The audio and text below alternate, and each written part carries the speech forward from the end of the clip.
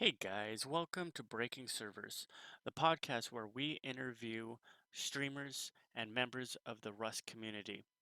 I'm your host, Invis, and our question coordinator is one of my best friends, Wild, and we have three amazing guests today. We've got Terpsicat, PurpleCrayonnn, and BeccaSomething. Hey. Hey everybody. My name is Terpsicat, or you could call me Terpsy. And I've been playing Rust for about a year and a half, so I'm still pretty new. I don't have a lot of hours, but I have a lot of passion. Headshot one another, headshot another. I killed one and I headshot another. Come on, we have a shot. Hello boys, what's going on? Girls in the chat as well. How we going? My name's PurpleCrayonnn. Basically, little streamer hoping to get big, just the usual. I've been playing Rust for a while since Legacy. Back in the days when you had to use like the paper and everything and get the airdrops and smack wood piles, which was pretty cool.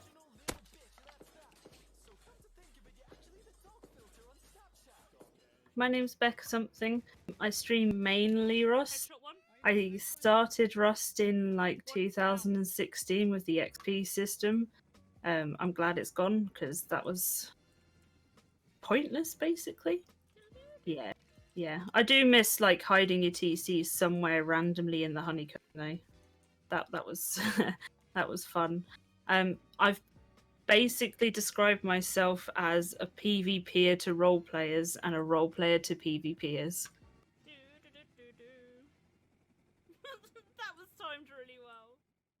We're going to be talking about some of the updates in the past and some things that they need to update in the future, or possibly even what we think they should remove. I know the mini helicopter is definitely a subject that a lot of people are like, they either love or hate it. Do we have any questions from our viewers on the subject? Boys in chat, any questions, boys? Nothing on update or things that need to be removed or added? No, I already know the two questions that my stream's gonna say. Looks like one from Retrospective. Should they remove the bucket from cave since most users exploit it anyway? Okay. Wait, what? Wait, what is that argument? Wait, let's hit this one. This one sounds toasty. What's going on? Okay, so The bucket. What's this? I've never heard of this before. Do you guys know about the bucket drop-down cave or Yeah, base? and you can make a base down there, right? Yeah. So yeah, nothing wrong with that.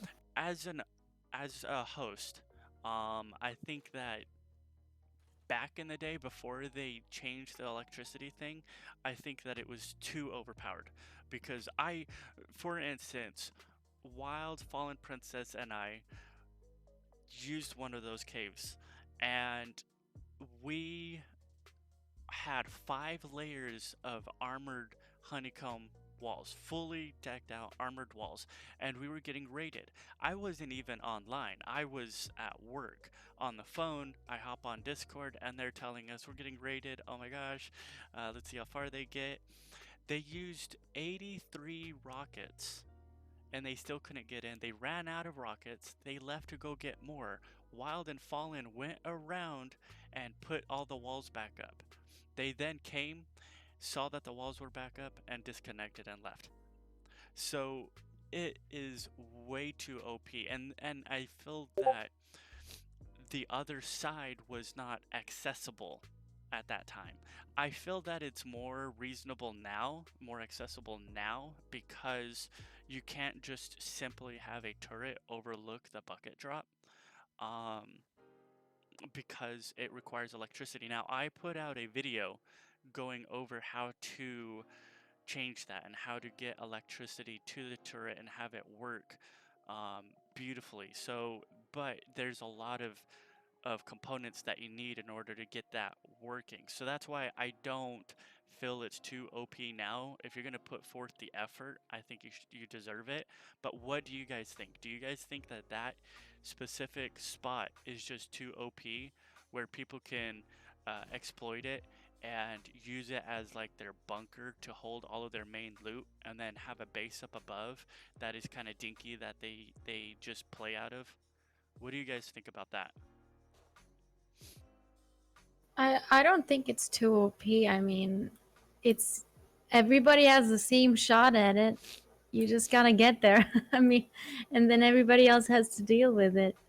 Just like there are nice rock formations or like the flat lakes in the snow or whatever other advantage you can get to. I mean, it could be that maybe there could be more caves, maybe there could be maps with no caves, but I don't think it's. I mean, it is what it is. I think maybe caves need to be revisited and changed. Because I know the area is quite small, but like you say, you can just honeycomb the accessible area completely, and you are safe, and you just have these really compact loot rooms. And it can be ridiculous, but it's like living in the caves is horrible because it's dark. You can't see if it is night or day. You can't get electricity down there, as you say, unless you get a generator and have a setup and have to use like all of the load. Yeah. But they did change how you log out in the sky, so you can't do the whole like drop down, log out, log back in, and you've got into the weak side. Yep. Yeah, that was. I think that was one of the biggest drawbacks from that cave was that people were able to exploit it through just logging out and relogging in. Not gonna lie, that's what was appealing to us at first, and then we realized, you know what, this is just it was way too OP and not fair. And I think for Wild and I, we were fine with it because like we don't raid on our own server. We'll raid on other people's servers if we play on them, but we're active on our server, and as admins we don't raid at all. So that's why we were fine with using it. But then we had some people that were essentially cheating. For instance, at that time we had a 5-man group limit server, and we had a solo only and a solo duo trio. And on the trio server, we found people in caves that had like 5 people to their base, and they're just loading all of their stuff down there, and it was just making it way too hard to even raid them. On top of the fact that they were cheating. So it was like, I felt like we needed to get rid of just that cave until they fixed it. But I think that now, with the way that everything is implemented with electricity and turrets, I know a lot of people aren't happy about the turrets in caves, but I think that it's fair enough now that I think it's reasonable, and I think it's worth taking a look at, because it is OP, but you do have to put forth a lot more effort to get into it. What about helicopters? I know that's a touchy subject for some of you guys. I know at least 2 of you are not a fan of the helicopter. Like, you like it, but you also hate what that brings to Rust and how it changes the feeling and what you can do and stuff in Rust. So what do you guys think about that? I love helis, but there's things they yeah. need to fix. They completely changed the game. Like, I remember we used to play one way before heli. After heli, everything is completely different because there's a lot of things that the heli kind of. I mean, I guess they didn't fix like the whole puzzle thing. You know, most puzzles don't make sense anymore just because of the heli, and I don't think that should be possible. No, I'm not gonna lie. I go and run power. Yeah, of course. I mean, go fly over dome, go to power, and literally just keep doing that. Because that's how you do it now. Exactly. Yep. But it should be, because what's the point of puzzles exactly now? exactly that's it. So when they added the mini copters, they never really fixed that. So until they do, there's like no point in doing monuments the old way anymore. Everybody's just stealing it, and then it comes to a point when you're in a server with like a full server, all you do is try to find a mini copter in the map, and everybody's fighting for them, and everybody's keeping them in their bases, them, so you can't spawn anymore. So you're just like, oh, where are the mini copters? Help! Yeah, that's definitely changed everything. Okay, here's my input. Well, first of all, So Janice, I mean, the only thing I hate about minicopters is the way that you can fly them into train yard, water treatment, and power plant. Yeah, absolutely, mate. I like totally agree with you. Okay, I reckon helis are really cool, but there needs to be more SAM turrets at monuments. I agree. Or if not, Yeah. there needs to be barriers. So like, all right, water treatment, you can fly to the blue card room. Barrier that off, you can't fly in there. Like there's a roof basically on top of it. The same thing as like if you were to climb on the roof and you can't walk any further. Have it so like at power plant and train yard, there's like SAM turrets, or the train yard you can just like close the roof off. The reason why I like minicopters though is because if someone's doing oil rig, it's literally the most fun and the best way to actually get that content and the PvP in is to just fly over there with a couple of your mates. If you have like 2 mini helicopters, then you have 4 people, and just like straight up take over oil rig. Dome is a really big problem for myself, personally. I Yeah. reckon dome is what needs to be nerfed. Either make it so 4 green crates don't spawn on the top 100% of the time, or put a SAM turret at the very top in the center. I reckon that needs to be like hot fixed. Yeah, I think that the SAM turrets is going to be a great way to correct the issues that people are having with the heli. It's going to make people fly a lot less because there's more SAM turrets in general. Let alone they are not able to just bypass a lot of the stuff. Because I'll do loops, go dome. I'll drop Wild off at Dome, and then I'll drop him off at Train Yard, and I'll go do Dome, and then I'll come back and pick him up and go back to base, and we've got a level 2 workbench in the first 10 minutes of the game. Like it's broken. It absolutely is broken, and I think that it takes away from a lot of the experience, especially for newer players, because then by the time they get to Dome and they get to Train Yard, all that shit's gone. Let alone the more experienced players are severely ahead of them game wise and ability wise. Also, retrospective, he's a regular on our server, and he was talking about airdrops are too slow, and that people will they see an airdrop, they hop in the heli, and they come to it, and Oh yeah.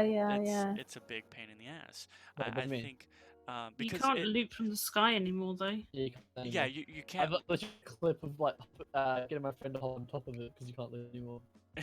So I know that they used to be able to loot it, but the fact that everybody on the entire server can come to the airdrop because it takes so long, I think that that's something that needs to be changed as well. That because of helis, I think that the airdrop should be a little bit quicker, or you should be able to shoot the heli down, like shoot the parachute and have it fall down faster. I think that would be a good feature. That way, if you're the first in the area and you shoot it down, you can get the loot and bounce before everybody else flies over there. So I just think that the heli is a great thought, but I think it was somewhat of a poor execution. I also think that it should, and I know I'm going to get some heat about this, it should consume a little bit more fuel. If it's such a huge advantage to have it, there should be a bigger cost to it as well. You know what I mean? I think they just thought about, hey, here's a heli. Now deal with it. They didn't really think about how much it would change the gameplay.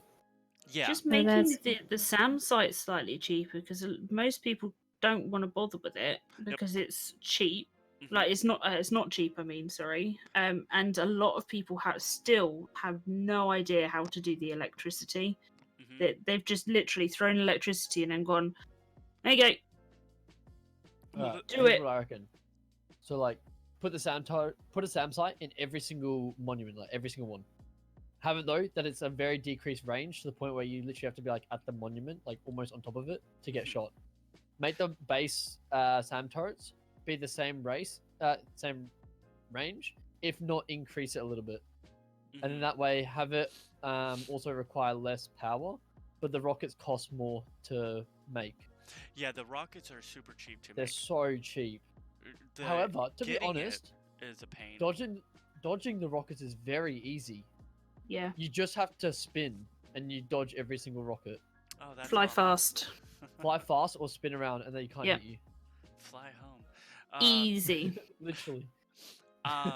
So I like what you said there about the SAM sites making like a mini SAM site for the monuments.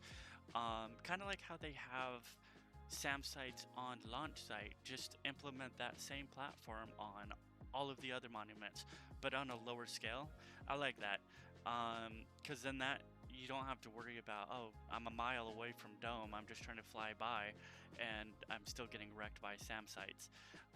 And I agree that SAM sites themselves, like the cost in scrap is a bit of a pain, but the cost in resources to make the rockets is very low, very cheap for what it can do for you. But yeah, I think that it needs more of them needs to be implemented on a regular stuff. Um, um, yeah, I think that's a good idea. Okay, so what?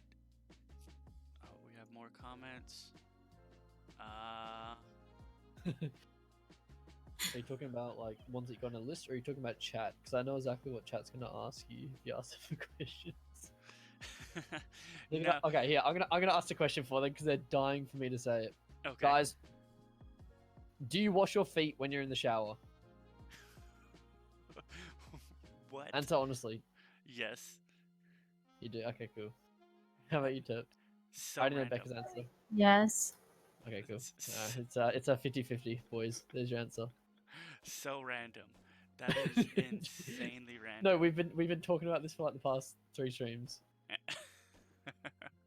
Fair enough. We had a Posty host me for like 1.5k, and then we're like asking everyone, and it's like a legit a 50-50 split. Fair enough. Yeah, I think I used to not, and then I was like, why the hell am I not? Oh, he joined the dark side, boys. All right, so do you guys have anything else that you feel they need to remove from Rust?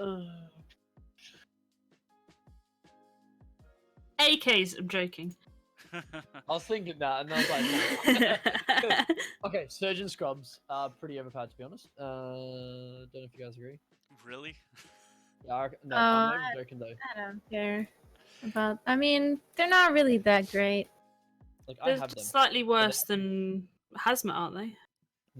Yeah. and it's I'm more or less talking about the cost of making it, I not of actual removing of it. the thing I know, and I know I'm gonna get a lot of heat for this. I wish scripting wasn't a thing. Oh. The meaning that I know obviously scripting and hack shouldn't be a thing, but the ability to script, knowing what the AK recoil loop is going to be.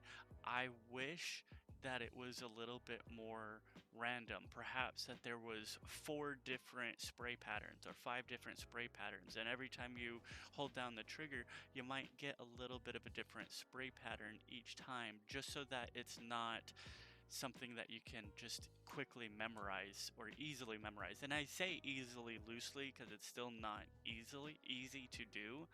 Okay. But it sucks when you come across people who know it. There's this guy on our stream. He's a regular parental, and he is known for insane PvP skills.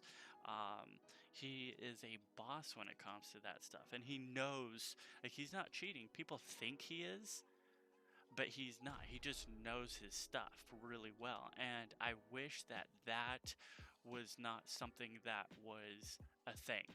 I think it should be a little bit unique every single time that you shoot the weapon, so that it is a little bit more skills and reacting than remembering something and there's a pattern to it. Know what I mean? Okay, I'll put my foot in. Kind of disagree, kind of. I figured. Because if you have 4 different AK sprays, then it kind of doesn't really separate the difference between good players versus bad players. Obviously, like scripters can abuse the fact that they know the spray pattern, but if you start a fight off and you get a spray pattern that is more absurd and more out there than the other person who's in the fight, you're automatically put at a disadvantage. And that But it's way, not when it comes to- necessarily a good player versus a bad player, because in Well, in then that it's- in yeah. that argument, the good player is just putting the hours to learn the spray, but they could have literally no game sense Yeah. whatsoever. The game is a lot more than the AK spray. I know, but I'm just saying, like, in terms of when it comes to the endgame PvP, that's generally the gun that you're going to tend to turn to. No, because I True. can't use AK. Yeah, and I've killed exactly. a I lot of prefer people to with be better at AK. a gun that I'm more comfortable Okay, with. but let's True. talk. AK sprays statistically is just quickly. measuring, you know, I know. what I mean. Okay. Well, like, let's talk statistically. Yes, The AK me does a and lot more Becca damage don't than have to the other measure fire. anything, so we're comfortable not using AK. Okay, but all I'm trying to say, I mean, at the end of the day, an AK is going to beat a custom if you're both firing at the exact same time at each other. Nah. Statistically, it does like so much more damage. Hold on, I actually made a damage graph earlier. Let me have a look. You did. Yeah, I did it for the boys because like there's quite a few new people, so I made like a Rust weapon cheat sheet. Custom does 30 damage, AK does 50. 2 shots from an AK will kill you versus 4 shots from a custom. So True, if you but you can have to learn- hit them. But if they've got really bad game sense, Yeah, I know. That's You that's kill where it them. differentiates bad players versus good players. ah, But back to skilled players. There's a difference between skilled players and players that just remember what the recoil is and able to mimic that. Doesn't necessarily mean that all of them are good at the game. It just because they might make bad PvP decisions on where to go, how to flank, Yep. and stuff like that, but they still have an advantage because they remembered what the script is and how to reverse it on their mouse. And I think that is broken. I think that needs to be removed. I think it should be more skill based in the sense that you actually need to aim properly 100% and not just kind of follow the pattern in a reverse way. Order. Yeah, in reverse order. Also, if they get rid of the pattern, that gets rid of all of the scripting out there. And scripting is a huge thing. There's a mouse that got banned from Bloody Rust mouse, yep. itself that is known for scripting. So I do think that needs to be fixed. I think that they need to do something to correct it. I don't know how other games do it. I don't know if Battlefield or if Call of Duty has a script per se. I'm sure that they do because it's got to be the easiest way to make a weapon, like programming it. But I hope that there is something that they can do to kind of change it in the future. Perhaps I get what you're saying about like, oh, what if when you fire that's the time you get a shoddy script. I totally get that, and I can respect that point of view. Then in that case, no scripts at all, I think would be possibly a little bit better. And just having it just actually fire kind of in a generic way would be better than a specific script. Because if you just go up to a wall and just hold it down, you'll see the spray pattern, and then you just know, all right, cool. So I need to do the opposite of that, and that's all I need to do. And I think they need to change that. Okay. JWMB says in chat, it rewards people for remembering and learning the spray. I agree with him on that, but also there's a difference between knowing what the spray looks like versus actually having the muscle memory to do it consistently in a 1v1 PvP fight when you have tension and when you have like fear of potentially dying or then potentially be better. So it's not just a factor of this is a spray, you can do it. It's like this is a spray, go and put 1,000 hours into learning it precisely so you can do it over 200 meters. And then when you're in a PvP situation, keep your cool and then actually like learn how to adapt to an environment where you don't panic and you accidentally flick off once. Because if the spray was that easy and you did have the control of the recoil, if your first bullet didn't hit, your whole entire spray is going to be off. So with that, it's True. more or less. So for me, it's like, it's fine having that fact that there's one pattern. The scripting is obviously terrible and it needs to be removed. I mean, it ruins the game. But I don't think the solution would be the AK spray, because then people. I'm going to use big names, for example, like H-Stream Blueprint. Those guys are really good with the AK spray. You're literally taking away something they've spent 8K hours adapting to and learning. Okay, and I get that. If you miss your first shot and then apply the pattern, you're gonna miss the majority of them. So I get that, and for that sake, skill is implemented. But and this is gonna be a complete curveball here. Let's take a look at I know it's gonna sound random at first, but let's take a look at a Rubik's cube. There's a pattern to it, and if you look up the pattern and then you can apply it, well, then did you really figure out? Did you actually figure out how to solve it, Okay. or did you just figure out what the pattern was and do the pattern? Versus if you actually sit down, take a look at it, and actually solve it, then I feel that that is more skills, more Okay. skilled based in that sense when it comes Yeah. to figuring it out at least. I feel Okay. that something needs to be said, but I don't know what all can be done. Yeah. So sorry, I like arguing the other fact. It's not that I'm like trying to say you're Oh, wrong or of anything. course. That's what the whole As point a of this person, I like to conversation take the is. other side because I find it more fun. Hmm. But your Rubik's Cube analogy, I'd say, is pretty like meh. I'd rather say it's like watching a YouTube video of how to lift 200 kilos bench press and then go on to apply it. You can't just do it instantly. You do have to train and get that muscle to do it, and it does take a lot of time. Of course, of course. It's not just like a Rubik's Cube where you can just look it up and then it's like, cool, I can do it now. No, I get that, and like I said, it was going to be very You know loose, what I and mean? I just pulled that out of thin air. But that was the Sorry. first one I could think of right off the bat. All right, guys, so that's going to go ahead and wrap up this portion of the conversation. We had the full conversation on Saturday. We have one every Saturday morning at 9 a.m. PST. Now, if you are wanting to take a look at our stuff, you can watch us on YouTube and Twitch at Breaking Servers. The first part of this, we were discussing Rust coming to console, and that is up on YouTube right now. The third part is going to be talking about the toxicity that exists within Rust. Is it needed? Who knows? We'll find out. So stay tuned and take a look at these videos. Subscribe and follow us so that you can be informed when our next podcast is going to be, which is every Saturday morning, 9 a.m. Pacific Standard Time. Thank you so much to our streamers, our guests.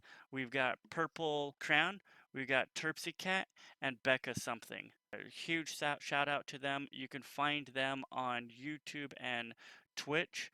Go check them out. They've got amazing material, amazing content. You will enjoy them. And as always, stay rusty, my friends.